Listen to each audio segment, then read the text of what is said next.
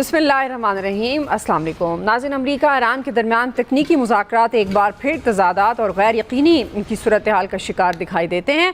दोनों ममालिक मुफ़ाहमती यादाश्त की मुख्तलिफ तशरीहात पेश कर रहे हैं, जिससे मुज़ाकराती अमल में पेचीदगियाँ बढ़ती जा रही हैं। अमरीकी सदर डोनाल्ड ट्रंप के बाद नायब सदर JD वैंस ने भी ये दावा किया है कि आज दोहा में ईरान से मुज़ाकरात हो रहे हैं और ये बातचीत पहले से जारी मुज़ाकरात का तसलसल है। वो ये कह रहे हैं कि अगर ये मुज़ाकरात किसी नतीजे पर ना पहुँच सके तो भी अमरीका फ़ायदे में रहेगा और इस वक्त भी वो मजबूत पोजीशन में खड़ा है। अमरीकी वफद दोहा पहुंच चुका है। कतरी हुकाम से उसकी मुलाकातें जारी हैं। कतरी वजारत ख़ारजा के मुताबिक अमरीकी वफद की मुलाकातें सालसों के साथ हो रही हैं, जबकि ईरानी वफद के साथ किसी बरह रास्त मुलाकात का कोई शेड्यूल मौजूद नहीं है। इतलात के मुताबिक स्टीव विटकॉफ और जेरेड कुशनर भी इस दौरे के दौरान ईरानी हुकाम से बरह रास्त मुलाकात करेंगे। विटकॉफ और कुशनर इस दौरे के दौरान ईरानी हुकाम से बरह रास्त बिल्कुल नहीं मिलेंगे और दूसरी तरफ ईरान ने तकनीकी मुज़ाकरात को MOU पर पेशरफ से मशरूत कर दिया है। ईरानी पार्लियामेंट के स्पीकर बाकर कालिखवाफ ये कह रहे हैं कि अमेरिका को पहले MOU की 5 बुनियादी शिकों पर अमली पेशरफ दिखानी होगी। आबनाए हुर्मुज़ से तिजारती जहाज़ों को बगैर लागत गुजरने की इजाज़त के सिर्फ 60 दिन के लिए है। ईरान आबनाए हुर्मुज़ में अपनी खुद मुख्तार हुकूक पर कोई समझौता नहीं करेगा। तो दूसरी तरफ वॉल स्ट्रीट जर्नल हैरान कुन दावा कर दिया है उसने और ये कहा है कि अमरीकी सदर ने ईरान के खिलाफ मुकम्मल जंग के ऑप्शन पर गौर शुरू कर दिया और इस मामले पर अस्करी क़यादत से इंतहाई अहम और खुफिया मुशावरत शुरू कर दी गई है। इसी मुनासबत से पहला बड़ा सवाल एक्सपर्ट्स के लिए पैनल में शामिल हैं आमिर इलियास राना साहब, फैसल हुसैन साहब, मोहम्मद इलियास साहब, खालिद क़य्यूम साहब और शाहिद हमीद साहब। आप सबका शुक्रिया। खालिद क़य्यूम साहब, आपसे आगाज़ करी हूँ, चूँकि ये जो तकनीकी मुज़ाकरात में एक तो ताख़ीर का शिकार, इसके तातुल की क्या वजह है, आपको क्या लगता है? क्योंकि मुख्तलिफ वजूहात और तहफ़्फ़ुज़ात का सामने आना, अब ईरान का भी ये मौक़िफ़ है, ज़ाहिर है जो MOU पे शिकें हैं अगर उसकी खिलाफ वर्जी हुई तो डेफिनेटली उनके भी तहफ़्फ़ुज़ात हैं। तो आपको क्या लगता है असल रुकावट है क्या? देखिए, सबसे बड़ी रुकावट जो है वो तो एक निसफ सदी का मिसट्रस्ट है दोनों ममालिक के दरमियान और इत्मीनान का और फुकदान जो है उसके बायस इस तरह की सूरत हाल जो है वो बाद औक़ात पैदा होती है। क्योंकि आप जानते हैं कि इससे पहले इसके बावजूद जो है इसमें पेशरफ्त हो रही है और आज भी दोहा में जो बिलवास्ता मुज़ाकरात हैं उनकी दोनों तरफ से जो है वो तईद जो है वो सामने आई है। सदर ट्रंप ने तो खुलकर इजहार किया है कि बाकायदा जो है वो ईरान के साथ वहाँ पर दोहा में मुज़ाकरात जारी हैं, लेकिन ईरान की तरफ से वहाँ पर जो है ये कहा जा रहा है कि बिलवास्ता मुज़ाकरात और बातचीत जो है वो जारी है। और देखिए कि ये आप जानते हैं कि जब ओबामा डील हुई थी तो उसमें 597 दिन जो हैं वो उस मुआहदे के हतमी नतीजे पर पहुंचने में लगे थे और अब ये जो मामला है ये तो 60 दिन के अंदर जो है वो तय होना है और इसमें जो कशीदगी है बाद मामलात पर, क्योंकि अब तो ज़िमनी मामला जो हैं जो मुफाहमती याददाश्त है, इस्लामाबाद मुफाहमती याददाश्त है उस पर तो दस्तखत जो हैं अब वो हुए हैं, लेकिन अब ज़िमनी अमूर जो हैं वो तय होने हैं। इसमें कई पेचीदगियाँ भी आएंगी, कई रुकावटें भी आएंगी और इसमें जो रुकावटें हैं जो आपने जिस तरफ इजहार किया है उसमें देखिए ये रुकावटें जो हैं ये दोनों ममालिक के अंदर से भी हैं, ईरान के अंदर से भी हैं। वहाँ पर भी कई जो हैं वो ग्रुप हैं, कुछ इंतहापसंद सोच रखते हैं और कुछ जो हैं वो शाह के जो हामी हैं वो भी जो हैं ज़ाहिर है इस हवाले से चाहते हैं इस मुआहदे के जो हैं वो हक़ में नहीं हैं। और वहाँ पर जो मुज़ाकरात कार हैं वो भी जो है बाद औक़ात जो है वो इंतहापसंद जो माइंड सेट है उसके दबाव में आकर जो है थोड़ा पीछे हट जाते हैं। और इसी तरह जो है सबसे बड़ा जो जिससे इस मुआहदे को ख़तरात दरपेश हो सकते हैं वो तो, और सबसे बड़ा जो स्पॉइलर है वो तो इसराइल है और इसराइल के अंदर भी जो है वो नेतन्याहू से जो है वो सबसे ज़्यादा ख़तरात हैं, क्योंकि नेतन्याहू इस वक्त बदतरीन सियासी सूरत हाल का शिकार है, मकामी तौर पर मुआशी तौर पर भी दबाव का शिकार हैं और चूँकि आगे चलकर जो है अक्टूबर में इंतखाबात होने वाले हैं तो उनकी जो वहाँ पर इंतखाबी सूरत हाल है वो बहुत جو ہے وہ متاثر ہو رہی ہے، اور ان کے پاس نیتنیاہو کے پاس الیکشن میں جو ہے کوئی اس حوالے سے، اس جنگ کے حوالے سے جو عزائم لے کر آئے تھے، جو مقاصد لے کر آئے تھے، ان میں ناکام رہے ہیں۔ اپنی عوام کو بتانے کے لیے، کچھ دینے کے لیے ان کے پاس کچھ نہیں ہے۔ لیکن اس ساری صورتحال کے بعد اگر آپ دیکھیں تو یہ جو چھوٹی موٹی جھڑپیں ہیں یہ تو ہوئی ہیں اور ہوتی بھی رہیں گی، اور معاہدے کے بعد بھی ہوتی رہیں گی، لیکن آپ دیکھیں تو انٹرنیشنل آئل پرائسز ہیں، ان میں استحکام ہے، ان میں جو ہے وہ تسلسل کے ساتھ جو ہے بے شک معمولی کمی واقع ہو رہی ہے 2-3 روز سے، لیکن نیچے جا رہی۔ اور اسی طرح جو انٹرنیشنل انویسٹر ہے، سٹاک مارکیٹ کا انویسٹر ہے، وہ انویسٹر جو ہے وہ بھی اس صورتحال سے مطمئن دکھائی دے رہا ہے، اس سے خوف زدہ نہیں ہے۔ اور آج بھی دیکھیے کہ پاکستان کی جو سٹاک مارکیٹ ہے اس میں 4000 کے قریب آج جو 100 شیئر انڈیکس ہے اس میں اضافہ ہوا ہے۔ اور اسی طرح دنیا کی دیگر جو بڑی سٹاک مارکیٹس ہیں، چائنا کی، کوریا کی، جاپان کی، انڈیا کی، یا باقی اس خطے کے اندر جو سٹاک مارکیٹس ہیں، وہاں پر بھی بہتری کے اثرات جو ہیں وہ سامنے آ رہے ہیں۔ اور میں سمجھتا ہوں کہ یہ جو معاملات ہیں یہ حتمی صورتحال کی طرف جائیں گے، کیونکہ دونوں ممالک جو ہیں، ایران اور امریکہ، دونوں دوبارہ جنگ کی طرف نہیں جانا چاہتے، اور دونوں اس معاہدے میں اپنی کامیابی کا کریڈٹ لے رہے ہیں۔ ایران بھی کریڈٹ لے رہا ہے اپنے ملک کے اندر، ایرانی قیادت بھی لے رہی ہے، امریکی قیادت جو ہے وہ بھی اپنے ملک کے اندر کریڈٹ لے رہی ہے۔ ٹھیک ہے، آپ سمجھتے ہیں کہ یہ معاملات حتمی مراحل کی طرف ہیں اور یہ بڑھیں گے اور یہ اسی طرح سے معاملہ حل ہوگا۔ عامر صاحب، ابھی جو تکنیکی مذاکرات کے حوالے سے ظاہرہ خبریں ہیں، ایک بار پھر یہ لگ رہا ہے کہ یہ تعطل کا شکار نظر آ رہے ہیں، تو اس کے آپ کے خیال میں اصل رکاوٹ کیا ہے؟ اس کا ذمہ دار آپ کس کو سمجھتے ہیں، امریکہ یا ایران؟ اچھا، میں نے چیک کیا کہ یہ کیا چل رہا ہے، اور جو لوگ اس سے پاکستان سے منسلک ہیں، ایک دو لوگوں سے میں نے بات کی، ملا میں ان سے، یہ ایران اور امریکہ، یہ دونوں، اس کا کہنا یہ تھا کہ یہ یوں ہی چلتے رہیں گے۔ اب جو وہ کہہ رہے ہیں نا مکمل جنگ، اور جنگ کیا ہوتی ہے جو امریکہ نے مسلط کی اسرائیل کے ساتھ مل کے ایران کے اوپر، صرف زمینی طور پہ انہوں نے اپنے فوجی نہیں اتارے، اور وہ اتار کے دیکھ لیتے تو شاید لاشوں کے تابوت سنبھالنے مشکل ہو جاتے۔ ایرانی قوم نے وہ جو ریزیلینس دکھائی، جو ان کو صدر ٹرمپ کو یہ سمجھ بھی نہیں آ رہی تھی کہ وہ کیوں نہیں اٹھ رہے، وہ تو ہیلپ کرنے کے چاہ رہے تھے کہ ہم انقلاب لائیں گے، تم کھڑے ہو جاؤ، بس تمہارے پاس مدد پہنچ رہی ہے۔ پھر وہ ان کو کوسنے دیتے رہے کردوں کو کہ ہم نے تمہیں پیسے دیے، اسلحہ دیا، تم نے وہ بھی نہ پہنچایا۔ تو یہ جو سچویشن ہے، نہ ایرانی باز آئیں گے نہ امریکن باز آئیں گے۔ اب دیکھیں، جو آبنائے ہرمز کے اوپر انہوں نے اپنا تسلط بنانے کے لیے ایران نے گیم ڈالی ہے کہ جی جو راستہ ہم بتا رہے ہیں اس سے جائیں گے۔ جو سنگاپور جا رہا تھا ایک ویسل، اس کو انہوں نے راستہ بدلنے پہ ڈرون کا نشانہ بنایا۔ بھئی آپ جب مکمل طور پہ کھول چکے ہوئے ہیں تو آپ ڈکٹیشن کیوں دے رہے ہیں؟ سمندر انٹرنیشنل ہے، کوئی نہر سویز تو نہیں ہے نا کہ مصر والوں نے خود کھود کے بنائی تھی تو اس پہ وہ اپنے ٹول لیں گے اور اپنی مرضی کے راستے دیں گے۔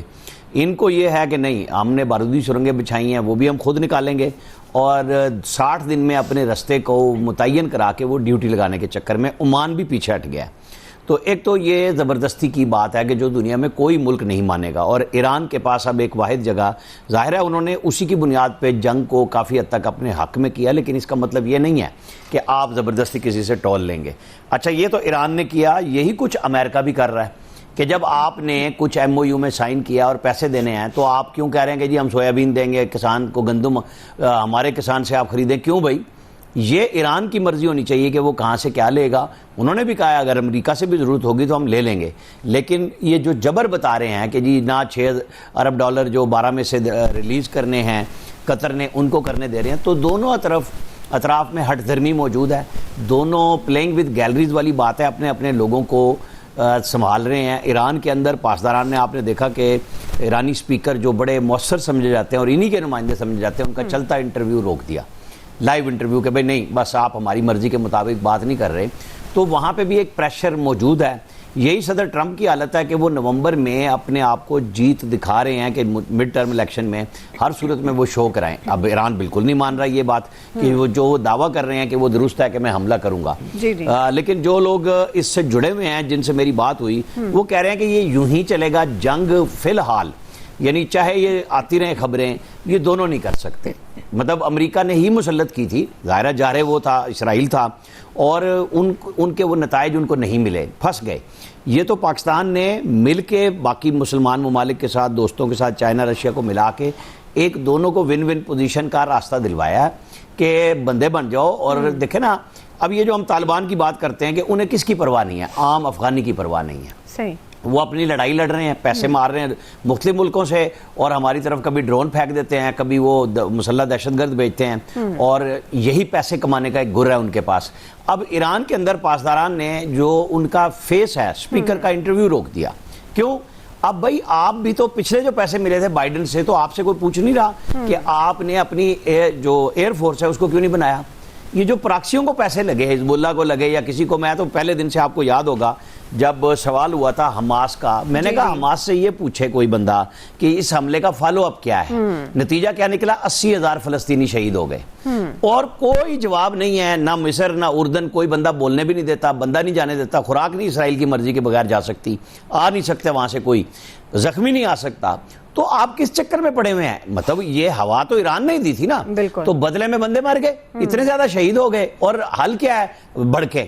اب بھی سوچ لیں کہ ایران کے عام آدمی کا کیا قصور ہے. آپ کے پاس جب فیسلٹی آ رہی ہے، اپنی حمیت پہ بالکل آپ سودا نہ کریں. ہم آپ کو کہہ رہے ہیں کہ آپ جیتے ہیں، لیکن اب عام آدمی کی فلاح کے لیے بھی کریں. یہی مسئلہ ہے، اور یہ یوں ہی چلے گا. صحیح. جی فیصل صاحب.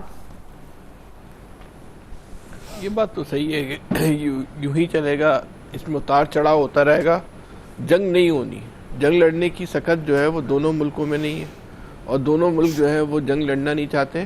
لیکن اس سوچ جو ان دونوں کا جو خبت عظمت ہے وہ، اور ان دونوں ممالک کی جو رجیم کی اندرونی پولیٹکس ہے، اس کی قیمت جو ہے یہ دنیا نے پہلے بھی ادا کی ہے، اور اب دنیا اس کو شاید آنے والے وقتوں میں بھی کسی نہ کسی شکل میں کم اور زیادہ جو ہے وہ اس کی ادا کرے گی. اب بھائی کیوں کرے گی دنیا؟ بھائی آپ کے اندرونی مسائل ہیں، اس کو آپ خود حل کریں.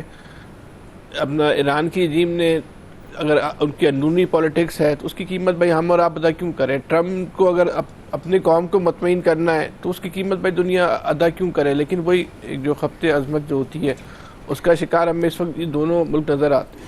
جب بیچ کا راستہ نکالا گیا ہے، جنگ رک گئی ہے، تو خوش دلی کے ساتھ جو ہے دونوں فریقین کو تسلیم کر لینا چاہیے. اچھا، دنیا جب اس بات کو تسلیم کر رہی ہے کہ اس جنگ کا فاتح ایران ہے، دنیا اس بات کو بھی تسلیم کر رہی ہے کہ عسکری محاذ پہ بھی اور مذاکرات کی ٹیبل پر بھی ایران کو جو ہے وہ شکست ہوئی، امریکہ کو شکست ہوئی، اور ایران کا جو ہے پلہ جو ہے امریکہ کو شکست ہوئی، اور ایران کا جو ہے پلہ جو ہے وہ جس کو آپ کسی بھی زاویے سے دیکھیں وہ ہمیں جو ہے وہ بھاری نظر آتا ہے. دنیا کی ہمدردیاں بھی جو ہے وہ ایران کے ساتھ زیادہ ہیں بنسبت امریکہ کے. امریکہ تو اپنے بہت قریبی دوستوں کو بھی جو ہے جنگ میں جو ہے وہ کھو چکا ہے، اپنے اتحادیوں کو جو ہے وہ کھو چکا ہے. بہت سارے ایسے اتحادی جو امریکہ میں بہت سارے معاملات میں انحصار کرتے تھے، اس کے باوجود وہ جنگ کا جو ہے وہ حصہ نہیں بنے. انہوں نے امریکہ کی مدد کرنے سے اپنا نہ صرف انکار کر دیا بلکہ انہوں نے اخلاقی مدد بھی امریکہ کی جو ہے وہ نہیں کی. لیکن اب ایران یہ کام نہیں کرے، وہ سبق سیکھے امریکہ سے. ایران کو اپنے اتحادیوں کو نہیں کھونا چاہیے، جو اس بات کا برملا اظہار کر رہے ہیں، کہیں ڈھکے چھپے لفظوں میں کر رہے ہیں، کہیں اعلانیہ کر رہے ہیں کہ اعلان کا پلہ جو ہے بھاری ہے، تو وہ یہ کام نہ کرے. جو اس کے ساتھ جو لوگ کھڑے ہو رہے ہیں، جو اس کی وکالت کر رہے ہیں، جو اس کی سپورٹ کر رہے ہیں، جو دو لوگوں میں بیٹھ کے بات کر رہے ہیں کہ ایران یہ جنگ پہ جو ہے وہ امریکہ پہ حاوی ہو گیا، تو آپ ایسا کام نہیں کریں کہ آپ اپنے ہمدردوں کو کھو دیں. اپنی پالیسی پہ، اپنے رویے پہ آپ نظر ثانی کریں. بات یہ صحیح ہے عامر صاحب کی، بھائی آپ پانی کو کیوں کنٹرول کرنا چاہتے ہیں؟ یار نہیں کریں کنٹرول. آپ کو اس جنگ سے بہت سارے فوائد حاصل ہو گئے، آپ پر بہت ساری پابندیاں جو ہے وہ ختم ہو گئی ہیں. آپ ایک بڑی عسکری قوت کے طور پر جو ہے وہ سامنے آئے. آپ اس خطے میں جو ہے آپ کے بارے میں جو مختلف ممالک کی جو کیلکولیشن تھی وہ غلط ثابت ہوئی ہے. لوگ اب اس بات کو تسلیم کر رہے ہیں کہ آپ ایک بڑی عسکری قوت ہیں. لیکن اگر آپ اس خطے کا تھانے دار بننا چاہتے ہیں، آپ اس خطے کا میں ٹھیکیدار بننا چاہتے ہیں، یا وہ رویہ اختیار کرنا چاہتے ہیں جو امریکہ نے دوسرے ممالک کے ساتھ کیا، تو پھر لوگ اس چیز کو قبول نہیں کریں گے. آپ کے اپنے اتحادی، آپ سے محبت کرنے والے، آپ کے اپنے وکیل بھی آپ کے اس رویے کو تسلیم نہیں کریں گے. لوگ محبت کرتے ہیں یا لوگ آپ کا ساتھ دے رہے ہیں لوگ آپ کا خیال کر رہے ہیں برابری کی بنیاد پہ. اس بنیاد پہ کوئی آپ کا ساتھ نہیں دینے کو تیار کہ آپ کو وہ اپنے اوپر مسلط کر لے, یا آپ کی جو ہے وہ آپ اس پہ جو ہے حاوی ہونے کی کوشش کریں, اور وہ آپ کو اپنا زیر سمجھے کہ بھائی یہ تم سے ہی بڑا ہو گیا. ایسا نہیں ہے, ایسا نہیں ہے. اس حقیقت کو آپ بہت جتنی جلدی ہو سکے آپ سمجھ لیں. ایسے مسائل پیدا نہ کریں کہ جو لوگ آپ کے حق میں بات کر رہے ہیں وہ یہ کام چھوڑ دیں, پھر اس کے لیے آپ کو قیمت ادا کرنی پڑے گی. آپ کی حکمت عملی کامیاب ہوئی, لیکن اس کا ایک بہت بڑا سبب یہ تھا کہ لوگ آپ کے ساتھ کھڑے ہوئے, پس پردہ رہ کے خاموشی کے ساتھ خفیہ طور پہ اعلانیہ غیر اخلاقی امداد بھی کی, اور بہت ساری دیگر امداد بھی کی. ڈھکی چھپی باتیں نہیں ہیں, تو ایسے کام نہ کریں کہ یہ کام جو آپ کے ساتھ ہیں وہ آپ کا ساتھ چھوڑ دیں. صحیح. جی الیاس صاحب, کون اصل رکاوٹ, کیا آپ کے خیال میں کون ذمہ دار ہے؟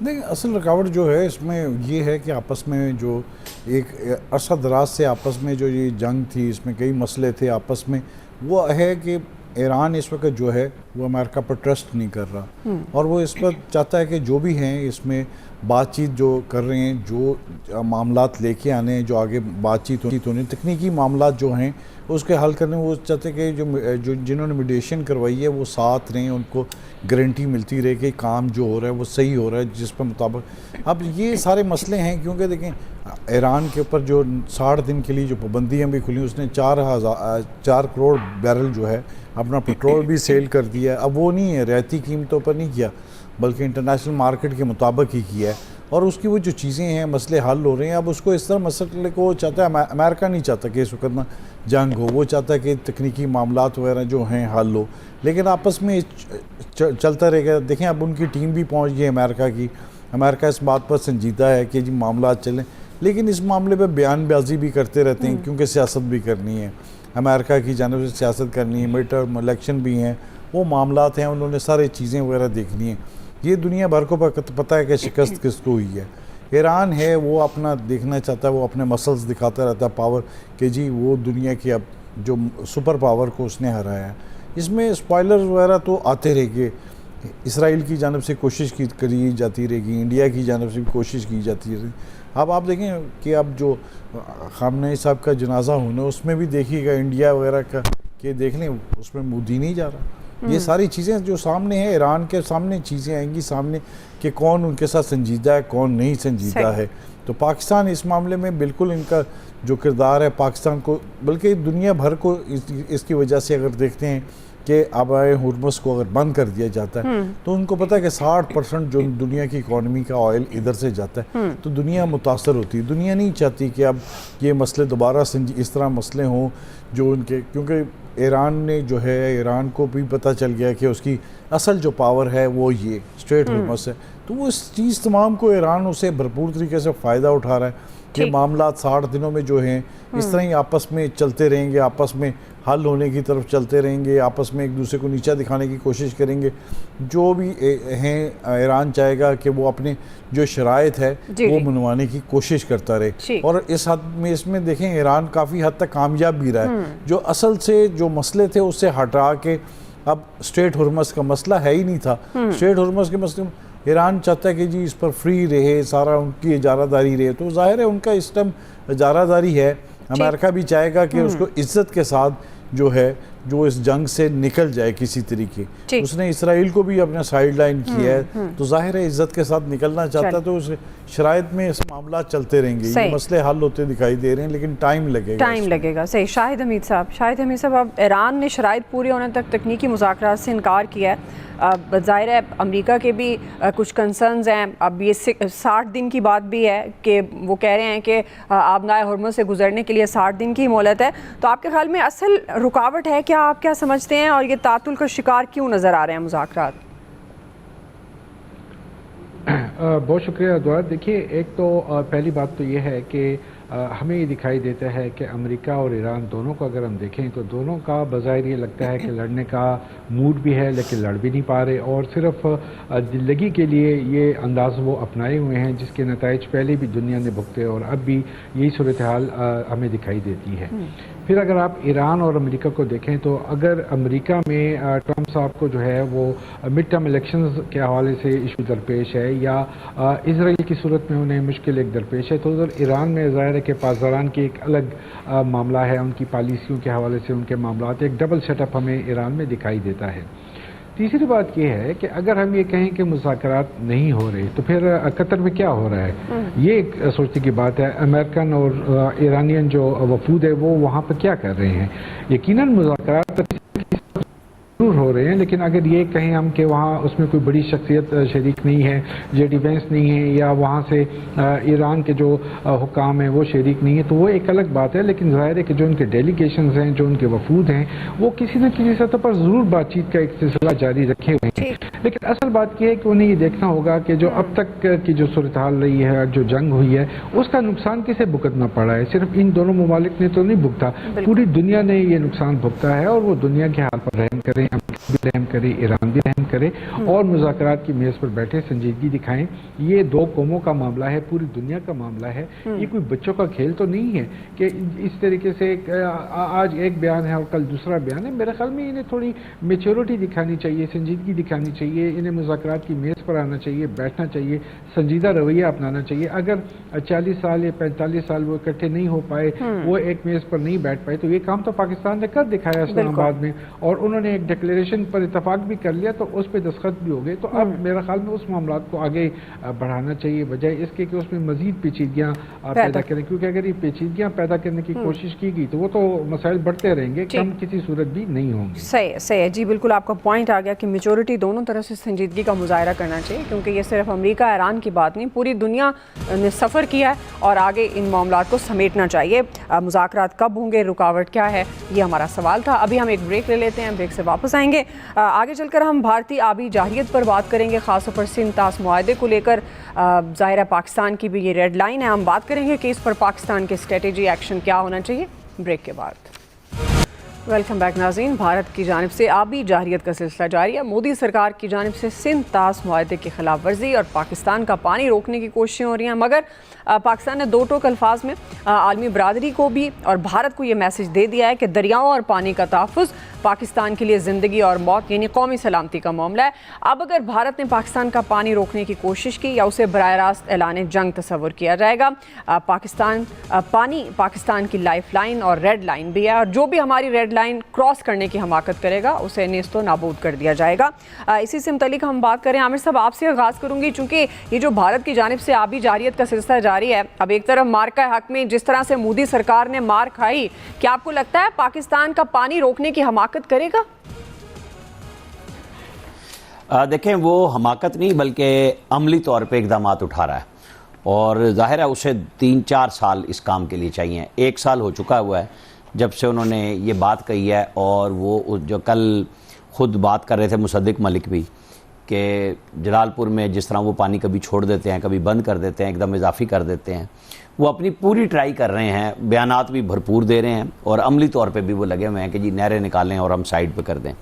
لیکن ہماری نیشنل سیکورٹی کمیٹی نے پچھلے سال اعلان کر دیا تھا کہ یہ ہماری ریڈ لائن ہے اور لائف لائن بھی ہے۔ تو جو کچھ ہم نے 2-3 سیمینار باہر کر لیے انٹرنیشنل، آربیٹریشن میں جو گئے ہیں احمد بلال صوفی، ساری جگہوں پہ ہم جیتے ہیں، لیکن یہ بات ہے ڈھاک کے 3 پات، اور لاتوں کے بوت باتوں سے نہیں مانتے۔ انڈیا کو یہ بات سمجھ آ جائے گی۔ ہم نے جو کام کرنا تھا نا اتمام حجت کا، وہ ہم کر چکے کہ عالمی برادری کے پاس آربیٹریشن میں جا چکے، فیصلے ہمارے حق میں آ گئے۔ ہم برسلز میں بھی جا کے یورپی یونین کے ہیڈ کوارٹر میں یہ کام کر چکے ہیں۔ جب ایک طرف پاکستان سوئٹزرلینڈ سے وہاں پہ مذاکرات ہو رہے تھے، دوسری طرف برسلز میں یہ موجود تھے مصدق ملک۔ اب ہم نے جو سیمینار یہاں پہ کیا، پوری دنیا سے لوگوں کو انوائٹ کیا، یہ بات اس بات کی غمازی کر رہی ہے کہ ہم نے جو کہہ دیا ہوا ہے نا کہ پھر یہ ہماری ریڈ لائن ہے اور اسے جنگ کا اقدام سمجھا جائے گا، تو انڈیا کو یہ بات سمجھ آ جانی چاہیے کہ پھر ہم نے ان کا کچھ نہیں چھوڑنا۔ ہمیں جواب میں پتہ ہے کہ وہ جو کچھ کر سکتے ہیں کریں گے، لیکن یہ جو کہانیاں ہم کہتے رہے ہیں اس کو عملی صورت میں سمجھ لے انڈیا، کہ ابھی تو وہ ڈیم شروع کر رہے ہیں نا، نہروں کی تیاری کر رہے ہیں، پھر جب ہم یہاں سے جواب دیں گے تو ان کے پاس کوئی چیز نہیں رہے گی، اور وہ انفراسٹرکچر جو وہ سمجھتے ہیں کہ ہم نے 40-50 سال میں یا 1960 کے بعد انڈس واٹر ٹریٹی کے بعد اس میں جو کچھ کر لیا ہوا ہے وہ سب تباہ ہوگا، اور پاکستان جب بالکل کلیئر ہے کہ جب ہم نہیں تو تم بھی نہیں، تو بس یہ بات سمجھ لیں۔ صحیح۔ شاہد حمید صاحب، اگر یہ ایسی حرکت کرتا ہے جو کہ پلاننگ اس کی جاری ہے، تو کیا ایکشن ہونا چاہیے پاکستان کا؟ جی دیکھیے، ایک تو یہ ہے کہ گزشتہ سال جو خفت اٹھانی پڑی مودی سرکار کو، اب اس کا بدلہ لینے سمجھ لیجئے یا وہ خفت مٹانے کے لیے انہوں نے آبی جارحیت کے یہ سلسلہ شروع کیا، اور یہ کوئی پہلی مرتبہ نہیں ہے، جب بھی انہیں کوئی دوسرا ان کے پاس آپشن نہیں ہوتا تو وہ یہ آبی جارحیت شروع کر دیتے ہیں۔ لیکن اس میں دو باتیں ہیں، ایک تو یہ ہے کہ بھارت کو یہ یاد رکھنا ہوگا کہ پاکستان نے جو کچھ اس کے ساتھ گزشتہ سال کیا ہے، اگر وہ جہاں بھی وہ اپنی قد سے بڑھنے کی کوشش کرے گا تو پھر پاکستان اسے بھرپور جواب بھی دے گا۔ اسے تو اپنے طیاروں پہ بھی بڑا ناز تھا، اسے تو اپنے اس پہ اسٹرکچر پہ بھی بڑا ناز تھا، اپنے ویپنز پہ بھی بڑا ناز تھا، تو پاکستان تو ثابت کر دیا کہ وہ کس جگہ کھڑا ہے۔ تو اگر وہ یہ سمجھتا ہے کہ وہ نہریں نکال کر یا ڈیم بنا کر پاکستان کا پانی روکے گا اور پاکستان چپ کر کے اسے دیکھتا رہے گا تماشائی بن کر، تو اس کی بھول ہے۔ پاکستان اسے بھرپور جواب دے گا، اور ایسا جواب دے گا کہ وہ یاد رکھے گا۔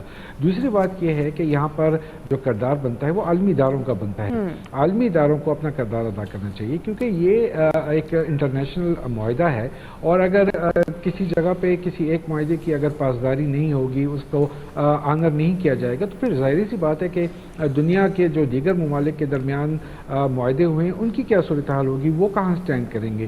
تو آج جو ہے یہ عالمی اداروں کا، یو این اور جو دیگر عالمی قوتیں ہیں، ادارے ہیں، یہ ان کے لیے ایک سوال بھی ہے اور ان کے لیے ایک چیلنج ہے کہ وہ اس معاملے کو ٹیک اپ کریں، اور اس حوالے سے یہ جو معاہدہ ہے سنتاس معاہدہ، اس کا جو نفاذ ہے وہ یقینی بنائیں، کیونکہ اگر یہ یقینی نہیں بنے گا تو پھر مسائل اور مشکلات ہوں گے۔ اور جیسا کہ بلاول بھٹو صاحب نے کل کہا تھا کہ we want peace with dignity, تو پیس تو ہم چاہتے ہیں، ہم پرامن ہیں۔ پہلے بھی پاکستان نے ہمیشہ یہ بات کہی کہ پاکستان ایک پرامن ملک ہے، وہ اپنے ہمسایوں کے ساتھ امن کے ساتھ رہنا چاہتا ہے، لیکن اگر کوئی چھیڑے گا، کوئی ہمارے گریبان میں ہاتھ ڈالے گا، تو پھر ظاہر ہے کہ تھپڑ مارنا اور لات مارنا ہمیں بھی آتا ہے۔ پہلے بھی ہم نے یہ کر کے دکھایا بھارت کو، اور ہم دکھائیں گے۔ افغانستان بھی یہ کچھ دیکھ رہا ہے، جب بھی وہ اپنے قد سے بڑھنے کی کوشش کرتا ہے پاکستان اسے اس کے قد تک لے جاتا ہے۔ تو یہ انہیں سوچنا ہوگا کہ اگر یہ انہوں نے اپنے قد سے لمبی چھلانگ لگائی تو پھر بھگتنی پڑے گی۔ بالکل جی الیاس صاحب۔ دیکھیں جی،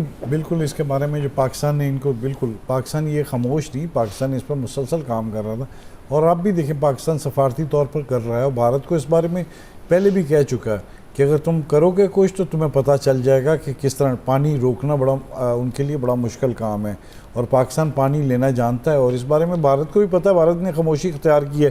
آپ دیکھ لیں نیدرلینڈ کی جو آربیٹریشن جو تھی، جو عدالت تھی، اس میں جب یہ گئے ہیں تو بھاگ گئے۔ بھارت نے اپنا موقف، ان کو پتہ تھا کہ فیصلہ جو آ گیا ہے تو اس پر وہ بھارت نے بجائے ادھر اپنا موقف پیش کرنے کے تو ادھر سے بھاگ گیا۔ تو اس کے پاس اب کچھ ہے نہیں ہے، خاموشی سے سائیڈ لائن ہوا ہے۔ اب دنیا بھر کو، پاکستان کو پتہ ہے کہ کس طرح ان کے ساتھ کرنا ہے، تو دنیا بھی اس چیز کو سمجھے کہ بھارت جارحیت نہیں کر رہا، دہشت گردی کر رہا ہے، آبی دہشت گردی۔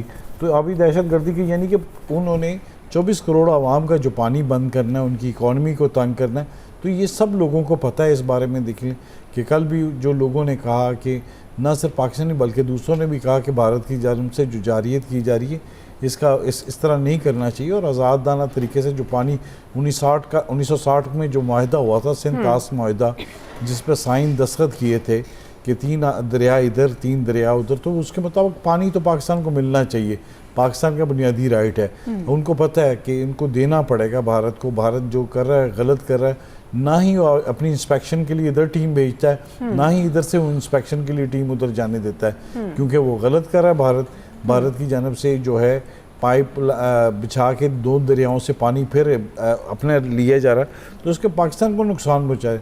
پاکستان نہ وہ پانی روک سکتا ہے، اور پچھلی مرتبہ بھی دیکھیں جب بارشیں زیادہ ہوئی تو پانی روک نہیں سکا، پانی ان کے دریا توڑ کے پاکستان میں داخل ہو گئے۔ تو یہ جو صورتحال ہے، بھارت کو سوچنا چاہیے، نہ صرف اس نے اپنے بندے مار دیے ادھر، پاکستان کی اکانومی کو نقصان پہنچایا، تو اب بھی اگر یہ کرے گا تو اس کو سامنا کرنا پڑے گا۔ بالکل ٹھیک ہے جی، کوئکلی بریک سے واپس آئیں گے، یہیں سے کنٹینیو۔ جی ویلکم بیک ناظرین. ہم بات کر رہے ہیں بھارت کی آبی جارحیت کے حوالے سے. فیصل صاحب، اب جس طرح سے نائب وزیر اعظم کہہ رہے ہیں پانی روکنے کی بھارتی کوشش جنگ تصور ہوگی. اب ظاہر ہے سنتاس معاہدے کی خلاف ورزی بھارت کو یقیناً مہنگی پڑے گی. اب کیا ایک دفعہ جو منہ کی کھانا پڑی مودی سرکار کو، کیا دوبارہ سے ایسی حماقت کرے گا کہ پاکستان کے ساتھ کوئی جنگ کی طرف معاملات لے کر جائے؟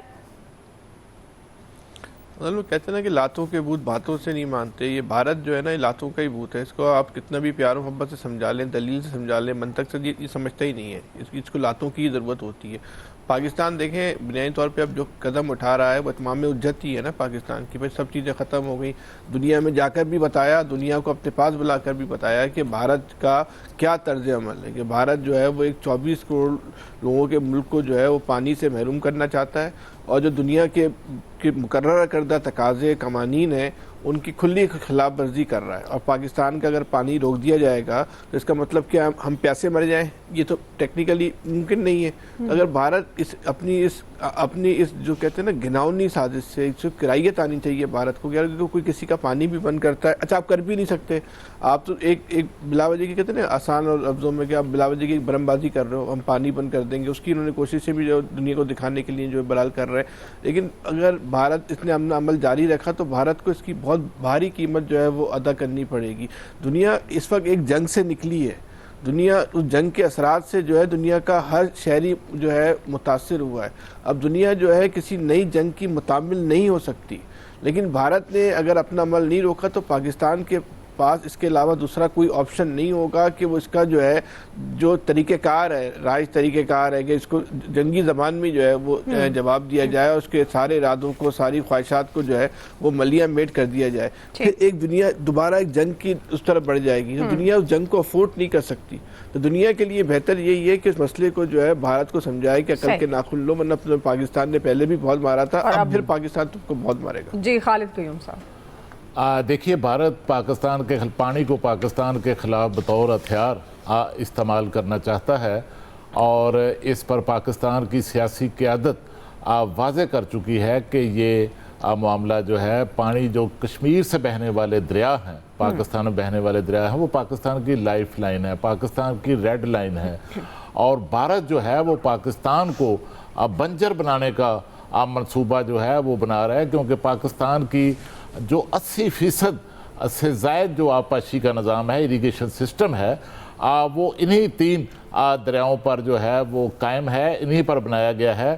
اور اس کے لیے بھارت جو ہے وہ عرصہ دراز سے جو ہے وہ منصوبہ بندی کر رہا ہے. اور خاص طور پر دریائے چناب کا جو پانی ہے اس کو ہماچل پردیش سے ایک 8.7 کلومیٹر طویل جو ہے وہ ٹنل کے ذریعے جو ہے وہ دریائے چناب کا پانی جو ہے وہ بیاس میں منتقل کرنا چاہتا ہے. اور اس کے لیے جو ہے بہت ہیوی انویسٹمنٹ جو ہے وہ کی جا رہی ہے. وہاں پر 2352 انڈین روپیز جو ہیں وہ اس کے لیے مختص کیے گئے ہیں. اور اس کی جو باقاعدہ ٹینڈرنگ ہے، ٹینڈر ڈاکومنٹس جو ہیں وہ بھی آ چکی ہیں، اور اس پر عمل درآمد جو ہے وہ شروع ہونے والا ہے. میں سمجھتا ہوں کہ پاکستان نے درست فیصلہ کیا ہے کہ اس معاملے کو جس طرح سیمینار میں ہائی لائٹ کیا گیا، اب دنیا کے سامنے رکھا ہے. اور پاکستان کو اس حوالے سے پاکستان کی جو اس وقت ساکھ ہے، خاص طور پر مارکا حق میں جس طرح بھارت کی کو ذلت میں شکست ہوئی، پاکستان کی پوری دنیا میں عزت ہوئی. ایران امریکہ جنگ بند کرانے میں پاکستان کی عزت پوری دنیا میں ہو رہی ہے. اور پاکستان کو اس صورتحال میں پوری دنیا کے سامنے یہ کیس لے کر جانا چاہیے. اور اس کا جو پاکستان کی ساکھ اب بہتر ہوئی ہے، اچھی بنی ہے، اس کا فائدہ اٹھانا چاہیے. ٹھیک ہے جی، پوائنٹ آپ کا آ گیا خالد صاحب. وقت ختم ہو گیا. آپ سب کا جی بہت شکریہ. آج کے ایکسپرٹ سے اتنا ہی. فیڈ بیک دیجیے گا. خیال رکھیے. اللہ حافظ.